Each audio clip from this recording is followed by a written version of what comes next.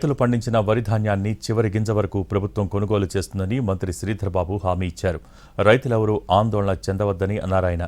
భూపాలపల్లి జిల్లా కాటారం మండలంలోని వరి కొనుగోలు కేంద్రాన్ని ఆయన పరిశీలించారు.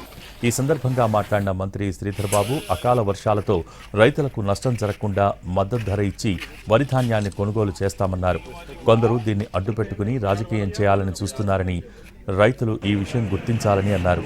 కేంద్రంలో బీజేపీ, రాష్ట్రంలో బీఆర్ఎస్ అధికారంలో ఉన్నప్పుడు రైతులను పట్టించుకున్న పాపాన పోలేదన్నారు.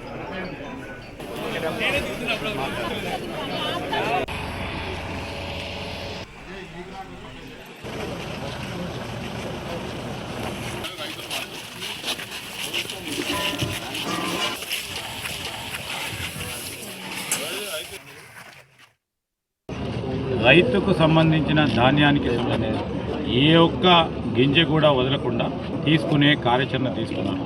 అకాల వర్షాలు వచ్చినప్పటికీ రైతుకైతే అన్యాయం జరగకూడదు. ప్రభుత్వమే ఆ నష్టం భరించి కూడా కనీసం మద్దతు ధరతో రైతాంగాన్ని ఆదుకోవాలని మరి ముఖ్యమంత్రి గారు, పౌర సరఫరాల శాఖ మంత్రి గారు స్పష్టంగా రైతులకు ధైర్యాన్ని చెప్పడం జరిగింది. కొంతమంది దీన్ని అడ్డుపెట్టుకొని రాజకీయం చేయాలని ప్రయత్నం చేస్తూ ఉన్నారు. రైతులకు సంబంధించి అకాల వర్షాలు వచ్చినప్పుడు ఇబ్బంది జరుగుతుంది.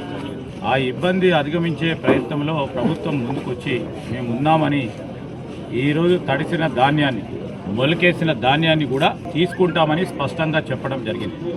కొన్ని సందర్భాల్లో అమాలి కొరత వల్ల ఏదైనా రైస్ మిల్లులో అక్కడ దించుకోకుంటే అక్కడున్న ప్రాంత వాసులందరికీ ఇబ్బంది జరిగితే ఏదో రాష్ట్రంలో రైతాంగ సోదరులకు ఇబ్బంది జరిగినట్టు ప్రతిపక్షాలకు సంబంధించిన వారు మాట్లాడుతూ ఉన్నారు. అదే విషయంలో టీఆర్ఎస్ పార్టీ రైతుల గురించి